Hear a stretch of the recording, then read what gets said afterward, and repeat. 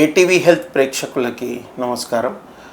Raghavi hospital Kukatpally ద్వారా చేసే regular health ఎపిసోడ్లో ఈరోజు మనము బ్యాక్ పెయిన్, సియాటికా గురించి తెలుసుకుందాం. సో ఈ టాపిక్ గురించి మాట్లాడడానికి మనతో ఈరోజు డాక్టర్ సందీప్ ఉన్నారు. He's minimal invasive endoscopic spine surgeon and neuro surgeon. నమస్కారం డాక్టర్ సందీప్ గారు. నమస్తే. Welcome to the show. నమస్తే. ఏటీవీ హెల్త్ ప్రేక్షకులందరికీ నమస్కారం.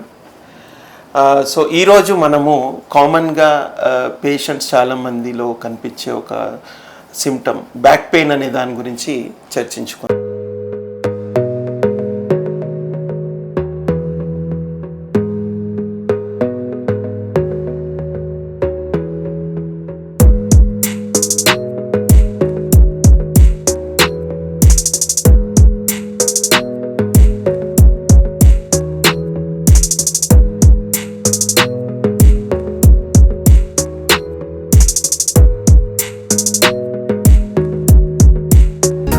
బ్యాక్ పెయిన్ అంటే ఏంటి, ఎందుకు వస్తుంది, దానివల్ల సిమ్టమ్స్, దాని కాంప్లికేషన్స్, దానికి ట్రీట్మెంట్ అన్నీ కూడా ఈరోజు సార్ని అడిగి తెలుసుకుందాం. సో ముందుగా సార్ చెప్పండి, అసలు బ్యాక్ పెయిన్ అంటే చాలామందికి ఓన్లీ స్పైన్కి సంబంధించి పెయిన్ అంటారు. సో బ్యాక్ పెయిన్ అంటే అసలు ఏంటి, ఏమేమి కండిషన్స్లో వస్తుంది? బ్యాక్ పెయిన్, నడుము నొప్పి సమస్యలు ఈరోజు మనము చాలామందిలో చూస్తున్నాము. కామన్గా మనము ఎల్డర్లీ పీపుల్ వాళ్ళల్లో చూస్తాము ఈ నడుము నొప్పి సమస్యలు. ఈరోజు మనము ఈవెన్ మనం young people 20 to 30 years, 30 to 40 years ఆ ఏజ్ గ్రూప్ వాళ్ళకు కూడా సాధారణంగా ఈ నడుము నొప్పి సమస్యలు చూస్తున్నాము. సో నడుము నొప్పికి కారణాలు స్పైన్కి సంబంధించి కాకుండా కిడ్నీ స్టోన్స్ కానీ, అదే ఫీమేల్ పేషెంట్స్లో పిఐడి, పెల్విక్ ఇన్ఫ్లమేటరీ డిసీజెస్ అంటారు, వాటి వల్ల కూడా ఈ బ్యాక్ పెయిన్ సమస్య అనేది ఒక కారణం కావచ్చు. ఇంకా రకరకాల కారణాలు ఉంటాయి. కామన్గా ఉండేది స్పైన్కి రిలేటెడ్, లేదంటే కిడ్నీ స్టోన్స్కి రిలేటెడ్, లేదంటే ఈ పిఐడిస్ సంబంధించి ఉండొచ్చు. సో నార్మల్లీ పేషెంట్స్కి బ్యాక్ పెయిన్ అనే వాళ్ళకి ఒక పదం సియాటికా అని ఒక పదం వాడతారు. సో ఈ సియాటికా అంటే ఏంటి, దాని సిమ్టమ్స్ ఏమంటారు? సియాటికా అనేది చాలామంది ఒక డిసీజ్ అని అనుకుంటారు, కానీ అదొక పెయిన్ఫుల్ కండిషన్. అంటే వేరే కారణం చేత ఆ సిమ్టమ్ మనకి కనిపిస్తుంది అన్నమాట. నడుము నొప్పి నుంచి కాలు వెనుక భాగంలో పాదం వరకు నొప్పి అనేది రేడియేట్ అవుతూ ఉంటుంది కింద వరకు. సో దాన్ని మనము సియాటికా అంటాం. సియాటికాకి చాలా కారణాలు ఉంటాయి. సో కామన్గా ఉండే కారణాలు డిస్క్ సంబంధించి కారణాలు కానీ, ఎప్పుడైనా నరం అనేది మన నడుము నుంచి కింద కాలు భాగానికి పోతున్నప్పుడు స్పైన్లో ఎక్కడన్నా కంప్రెషన్, నర్వ్ కంప్రెషన్ ఉన్నప్పుడు ఈ సియాటికా అనేది రావచ్చు.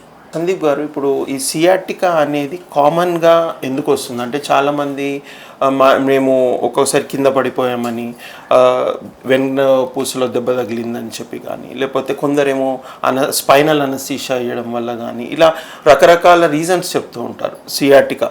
సో సియాటికా రావడానికి అసలు ఏంటి కారణాలు ఏమంటారు? ఇక్కడ మనం చూస్తే సో మనకి నడుము భాగం నుంచి కింద వరకు ఒక పెద్ద నరము ఇట్లా కాలు వరకు సప్లై చేస్తుంది, దాన్ని సయాటిక్ నర్వ్ అంటాం.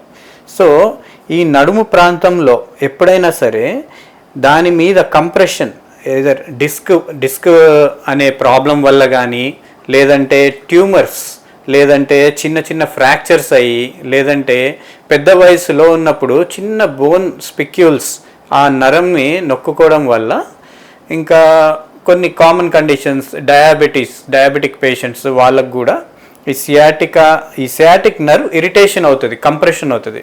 సో దానివల్ల ఈ సియాటికా అనే ప్రాబ్లం స్టార్ట్ అవుతుంది. సో ఇప్పుడు ఈ సియాటికా రావడానికి డిఫరెంట్ అంటే ఏజ్ పరంగా వస్తుందా, లేకపోతే డయాబెటీస్ అన్నారు మీరు, డయాబెటీస్ పరంగా వస్తుందా, నార్మల్ ఏమేమి ఫ్యాక్టర్స్ అండ్ మనం తీసుకోవాల్సిన జాగ్రత్తలు ఇలాంటివి కొంచెం వివరిస్తారా? సియాటికా రిస్క్ ఫ్యాక్టర్స్ చూసుకుంటే ఈరోజు మనము యంగ్ పీపుల్, ఐటీ ప్రొఫెషనల్స్ వీళ్ళల్లో కూడా చాలా చూస్తున్నాము. ఇంప్రాపర్ పొజిషన్ అంటే కూర్చునే పద్ధతి బాగా లేనప్పుడు, ప్రొలాంగ్డ్ సిట్టింగ్, అలానే అదే పద్ధతిలో ఎక్కువసేపు కూర్చోవడము, లేదంటే చాలా ఎక్కువ దూరము డ్రైవ్ చేయడము, ఇవి సహజంగా రిస్క్ ఫ్యాక్టర్స్. నార్మల్గా మనం పెద్ద వయసు వాళ్ళకి చూస్తూ ఉంటాము, అది డీజనరేట్ అయ్యి ఆ నరం దగ్గర పోయే దారి సన్నగా అవ్వడం వల్ల ఇవి వస్తూ ఉంటాయి. డయాబెటీస్ వాళ్ళకు కూడా నరం మీదనే ఎఫెక్ట్ అవుతుంది. నరం ఒక పొర చెడిపోవడం వల్ల డయాబెటీస్లో ఈ ప్రాబ్లం రావచ్చు. సిగరెట్ స్మోకర్స్లో కూడా చూస్తాము, అలా చాలా కారణాలు ఉంటాయి. ట్యూమర్స్ కానీ అలా రకరకాల కారణాలు ఉంటాయి. సో మనం జాగ్రత్తలు ఏం తీసుకోవాలి అంటే, అట్లీస్ట్ ఎర్లీ స్టేజెస్లో మనకి తెలిస్తే ఈ ప్రాబ్లం ఉంది అని పొజిషన్, మనం కూర్చునే పద్ధతి మార్చుకుంటే 70-80% వరకు దీని నుంచి మనకి ఉపశమనం ఉంటుంది. లేదంటే మీకు అది తగ్గట్లేదంటే మీ దగ్గరలో ఉన్న న్యూరోసర్జన్ మా దగ్గర మీరు అభిప్రాయం తీసుకోవచ్చు. సియాటికా అంటే ఇప్పుడు మనకి ఈవెన్ ఆక్యుపేషన్, మనం చేసే జాబ్ పరంగా కానివ్వండి, లేకపోతే సో ఇలాంటి కాజెస్ కూడా ఉంటాయంటారు. సో కంటిన్యూస్గా కూర్చోవడము, కంటిన్యూస్ ఎక్కువ అవర్స్ డ్రైవ్ చేయడము, సో వీటి వల్ల కూడా మనకి వచ్చే ప్రమాదం ఉంది సియాటికా. ఓకే, సో ఇప్పుడు నార్మల్గా పేషెంట్స్ మీరు అన్నట్టు బ్యాక్ పెయిన్తో వచ్చినప్పుడు బేసిక్గా అసలు వాళ్ళకి ఎలా మనం డయాగ్నోస్ చేయొచ్చు, ఈ పేషెంట్కి ఈ ప్రాబ్లం ఉంది అని ఏమేమి టెస్ట్ చేయాలి, లేకపోతే మీ న్యూరోసర్జన్స్ ఎలా దాన్ని డయాగ్నోస్ చేస్తారు? పేషెంట్ చెప్పిన సిమ్టమ్స్ బట్టి మనము కొన్ని క్లినికల్ టెస్ట్ ఉంటాయి. నర్వ్ స్ట్రెచ్ టెస్ట్ అని మేము ఒక బ్యాటరీ ఆఫ్ క్లినికల్ టెస్ట్ చేస్తాం. ఆ క్లినికల్ టెస్ట్లో మనకి చాలా వరకు 80-90% వరకు అది దేని మూలాన నడుము నొప్పి సంబంధించా ఆ సియాటిక్ నర్వ్ కంప్రెషన్ దేని మూలాన వస్తుంది అనేది ఒక ఐడియా వస్తుంది. దాని తర్వాత దానికి తగ్గట్టు మనం ఏదైనా ఇన్వెస్టిగేషన్స్ అనేవి చేసుకుంటాం. ఆ ఇన్వెస్టిగేషన్స్లో మనకి అది ఖచ్చితంగా ఈ ప్రాబ్లం వల్ల ఉంది అనేది నిర్ధారణ అవుతుంది. మీరు అన్నట్టు టెస్ట్స్ కొన్ని చేయించుకోవాలంటారు. నార్మల్గా పేషెంట్స్కి ఏంటంటే ఇప్పుడు నడుము నొప్పి ఉంది అంటే కొన్ని టెస్ట్లు రాస్తారు. చాలామందికి ఒక అభిప్రాయం ఉంటుంది, ఇన్ని టెస్ట్లు చేయించుకోవాలా, కంపల్సరీనా అని. సో మామూలుగా ఈ సియాటికా ప్రాబ్లంలో ఏమేమి టెస్ట్ చేయించాలి? సివియారిటీ బట్టి మనము ఈ టెస్ట్ అనేవి మనము పేషెంట్స్కి రాస్తామండి. సో మైల్డ్గా సిమ్టమ్స్ ఉండి మనకి క్లినికల్గా ఎక్కువ మనకి ఆ సైన్స్ అనేవి, ఆ సియాటికాకి సంబంధించిన సైన్స్ అనేవి లేకపోతే జనరల్గా ఎక్స్రేస్ అట్లా మనం చూసుకుంటాము. స్పైన్ కర్వేచర్ ఎలా ఉంది, డిస్క్ హైట్ ఎలా ఉంది, ఫొరామినల్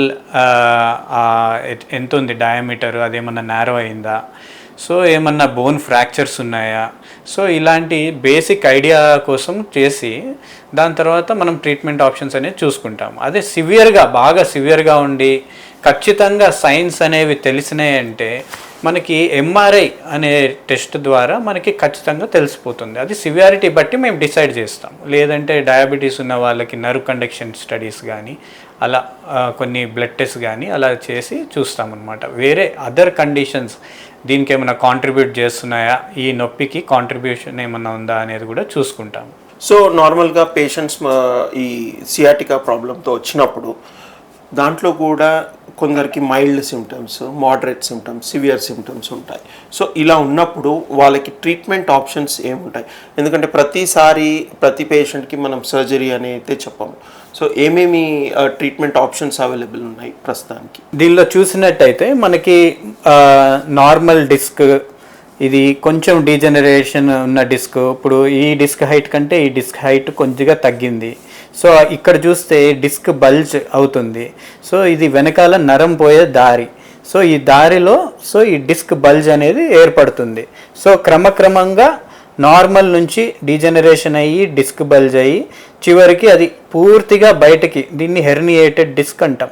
సో ఈ హెర్నియేషన్ అయినప్పుడు పూర్తిగా నరం పోయే దారి కంప్లీట్గా బ్లాక్ అయితే వాళ్ళకి ఏ రకమైన మందులతో ఉపశమనం ఉండదు. దీన్ని బట్టి మనం ట్రీట్మెంట్ ఆప్షన్స్ అనేవి మారుతాయి. సో ఎర్లీ డిస్క్ ప్రాబ్లమ్స్ నార్మల్గా ఉన్నప్పుడు, డీజనరేషన్ ఉన్నప్పుడు, చిన్న డిస్క్ బల్జ్ ఉండి యాన్యులార్ టేర్ ఉన్నప్పుడు మందుల ద్వారా కానీ పర్క్యూటెనస్ బ్లాక్స్ అంటాము, నొప్పికి పర్క్యూటెనస్ బ్లాక్స్ అంటాము, వాటితో వారికి ఉపశమనం కలిగించవచ్చు. ఈ లెవెల్లో ఉన్న వారికి మాత్రం సర్జరీ అనేది చేయకూడదు. సో పూర్తిగా హెర్నియేషన్ అయినప్పుడు నరం పోయే దారి కంప్లీట్గా బ్లాక్ అయింది, పేషెంట్స్కి ఏ రకంగా ఉపశమనం దొరకట్లేదు మందుల ద్వారా అన్నప్పుడు మనం సర్జికల్ ఆప్షన్ చూసుకుంటాం. ఈ సర్జరీస్లో కూడా ఈ మధ్య కాలంలో డిఫరెంట్ పదాలు వాడుతున్నారు. Like endoscopic surgery, minimal invasive surgery, micro discectomy అని. సో డిఫరెంట్ పదాలు వాడుతున్నారు. సో దీని గురించి కొంచెం మా ప్రేక్షకులకు వివరిస్తారా? సో ఇప్పుడు ఇక్కడ హెర్నియేటెడ్ డిస్క్ అనేది ఉంది. సో దీన్ని మనము తొలగించాలి. సో దాన్ని తొలగించడానికి వేరే మార్గాలు ఉంటాయి. ఒకటి మైక్రోస్కోపిక్ డిస్కెక్టమీ, ఎండోస్కోపిక్ డిస్కెక్టమీ, ఇవన్నీ మినిమల్ ఇన్వేజివ్ ప్రొసీజర్స్ అని అంటారు. ఇప్పుడు వచ్చిన కొత్త టెక్నాలజీస్ ద్వారా మనము పూర్తిగా ఈ పైన స్పైనస్ ప్రాసెస్ కానీ వీటన్నిటినీ డిస్టర్బ్ చేయకుండా మనం డైరెక్ట్ డిస్క్ ప్రాంతానికి వెళ్ళి ఆ డిస్క్ని తొలగించేవే ఈ మినిమల్లీ ఇన్వేజివ్ ప్రొసీజర్స్ అన్నమాట. సో దీని లాభాలు ఏంటంటే ఎర్లీ రికవరీ, తొందరగా కోలుకుంటారు సర్జరీ నుంచి. నొప్పి, ఆపరేషన్ తర్వాత నొప్పి అనేది కొంచెం తక్కువ ఉంటుంది.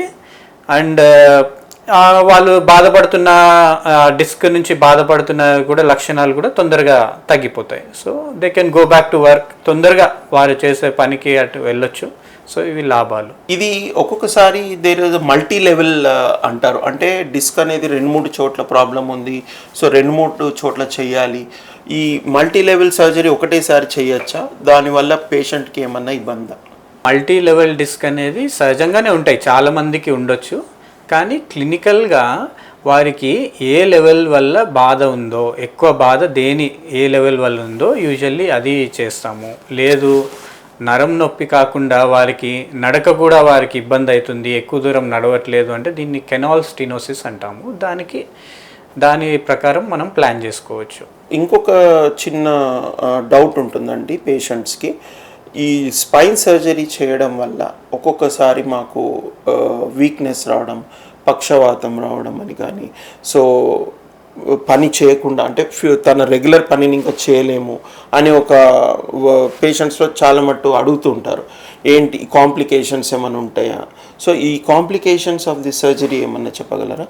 సో ఇప్పుడున్న మనకి కొత్త రకమైన ఇన్స్ట్రుమెంట్స్ కానీ, మనకి ప్రాపర్ ఇల్యూమినేషన్, మనం చేస్తున్న చోట ఇల్యూమినేషన్, మ్యాగ్నిఫికేషన్ ఇవన్నీ మారిపోయినాయి ఇప్పుడు. అప్పటిలాగా మనకి మ్యాగ్నిఫికేషన్ లేక అలాంటి ప్రాబ్లమ్స్ అలాంటివి వచ్చేవి. కానీ రాను ఇప్పుడు కొత్త ఇన్స్ట్రుమెంట్స్ ఇవన్నీ వస్తున్నాయండి.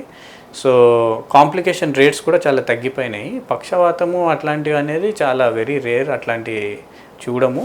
ఇన్ఫెక్షన్స్ కానీ అది లెస్ దెన్ 1% ఉంటుంది.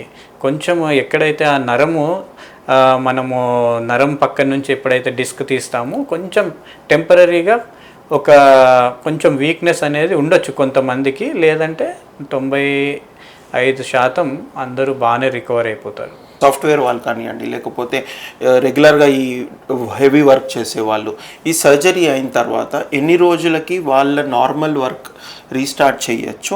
అండ్ ఏదన్నా లిమిటేషన్ ఉంటుందా వాళ్ళు చేసే రెగ్యులర్ వర్క్కి ఆపరేషన్ తర్వాత?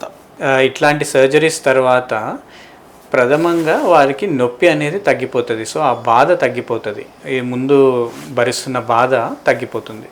సో నెక్స్ట్ వాళ్ళకి రీహాబ్ ఫేస్ అంటాము. సో ఈ టైంలో వాళ్ళు ఎక్కువగా బరువులు ఎత్తడము, ముందుకు వంగడము ఇలాంటివి చేయకూడదు. సో అలా రీహాబ్ ఫేజ్లో మేము వాళ్ళ బ్యాక్ మజిల్ స్ట్రెంథనింగ్ ఇవన్నీ స్లోగా ట్రైన్ చేస్తాము.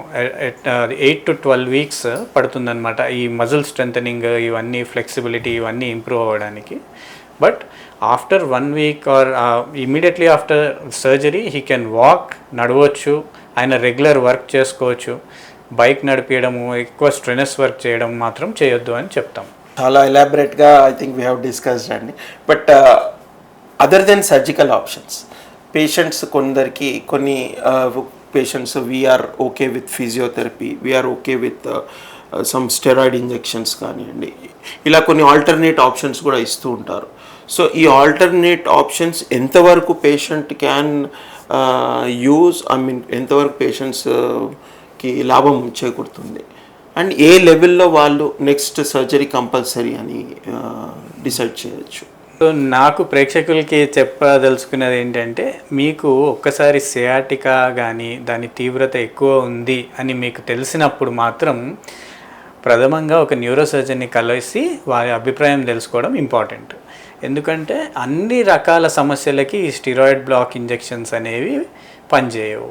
So herniated already disc herniation అయిపోయింది, ఆ లెవెల్లో ఈ ఇంజెక్షన్స్ అనేవి పనిచేయవు. సో బెటర్ ఫస్ట్ ఒకసారి మీరు న్యూరోసర్జన్ కన్సల్ట్ చేసి దాని తర్వాత ఇలాంటివి మనం ప్లాన్ చేసుకోవాలి. Very mild disease, annular tears ఉన్నా, సో చిన్న డిస్క్ బల్జెస్ ఉన్నా, అది వారికి ఆ నొప్పి తగ్గట్లేదు, మందులతో ఫస్ట్ లైన్ ఆఫ్ ట్రీట్మెంట్ మందులే ఇస్తాము, ఆ మందులతో కూడా తగ్గట్లేదు అంటే ఆ సమస్యకి మనము ఈ steroid injections, regular physiotherapies, back strengthening exercises ఇవన్నీ మనము ఫాలో అవుతాం. బట్ లేట్ డిసీజ్లో ఇది చేయడం వల్ల లాభం లేదు. మన ప్రేక్షకులకి సో ఈ సర్జరీ ఎలా ఉంటుంది, పొజిషన్ ఎలా ఉంటుంది పెడతారు, దానికి ఏ రకంగా ఎనస్థీషియా పరంగా ఏం రిస్క్ ఉంటుంది, ఏం ఎనస్థీషియా ఇస్తారు మీరు చెప్పగలరు? సో ఇప్పుడు వరకు మనము సియాటికా అసలు ఏంటి, దాని డయాగ్నోసిస్ ఎలా చేసాము, దాని ట్రీట్మెంట్ ఏంటి, సర్జికల్ ఆప్షన్స్ ఏంటి అనేది తెలుసుకున్నాం. సో ఇప్పుడు సర్జరీకి వెళ్ళే ముందు ఈ ప్రతి పేషెంట్కి బ్యాక్ సర్జరీ చేసే వాళ్ళకి 100% జనరల్ అనస్థీషియా ఇవ్వాల్సిందే. సో ఈ పేషెంట్స్ మోస్ట్ కామన్లీ కొంచెం ఎల్డర్లీ పేషెంట్స్ ఉంటారు, అబోవ్ 50, అండ్ వాళ్ళకి కొన్ని కోమార్బిడ్ కండిషన్స్ లైక్ డయాబెటీస్ ఉండొచ్చు, హైపర్ టెన్షన్ ఉండొచ్చు, డిఫరెంట్ ప్రాబ్లమ్స్ ఉంటాయి. సో వాళ్ళని ఫస్ట్ మనము ఇవన్నీ ఎవాల్యుయేట్ చేయాలి. పేషెంట్కి ఏమేమి ప్రాబ్లమ్స్ ఉన్నాయో ఎవాల్యుయేట్ చేసుకొని దానికి తగ్గట్టుగా మనము రిస్క్ని డివైడ్ చేస్తాం. ఎందుకంటే ఇక్కడ సర్జికలే కాకుండా అనస్థీషియా రిస్క్ ఫ్యాక్టర్స్ కూడా మనం చూసుకోవాలి. సో ప్రతి పేషెంట్కి మనము సర్జరీకి వెళ్ళే ముందు ఒక టెస్ట్స్ ఉంటాయి, లైక్ పేషెంట్ హార్ట్ ఎలా ఫంక్షన్ చేస్తుంది, పేషెంట్ లంగ్స్ ఎలా ఉన్నాయి, పేషెంట్ బ్లడ్స్ ఎలా ఉన్నాయి, బ్లడ్ టెస్ట్లు చేయడము, ఇవన్నీ చేయడం జరుగుతుంది. So most of the time ఈ పేషెంట్స్ని మనం grading ASA1, ASA2, ASA3 gradings ఉంటాయి. సో కంపల్సరీ ఈ టెస్ట్లు చేసిన తర్వాత వాళ్ళు సర్జరీకి అంటే అనస్థీషియాకి ఫిట్ అవుతున్నారో లేదో కేటగరైజ్ చేసుకొని వాళ్ళు అనస్థీషియాకి ఫిట్ అవుతున్నారు అని అంటేనే మనం నెక్స్ట్ సర్జరీకి ప్రొసీడ్ అవ్వడం జరుగుతుంది.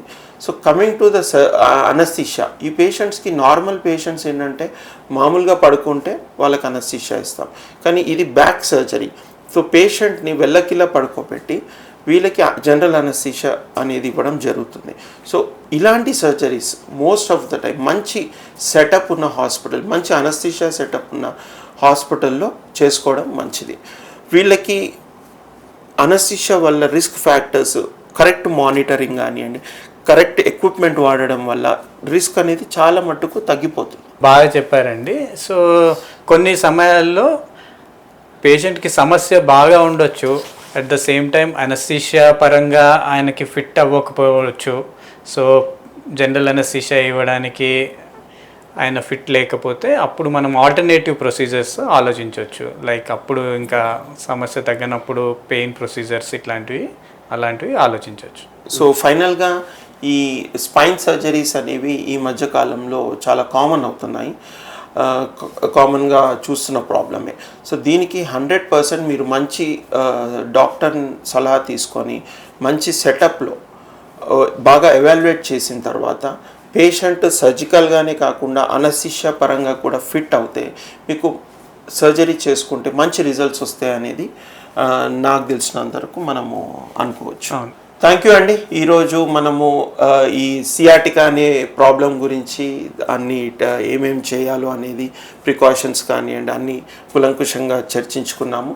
సో మళ్ళీ నెక్స్ట్ టైం ఇంకొక టాపిక్తో ప్రేక్షకులకి ముందుకు మళ్ళీ వస్తాం. Thank you. Thank you.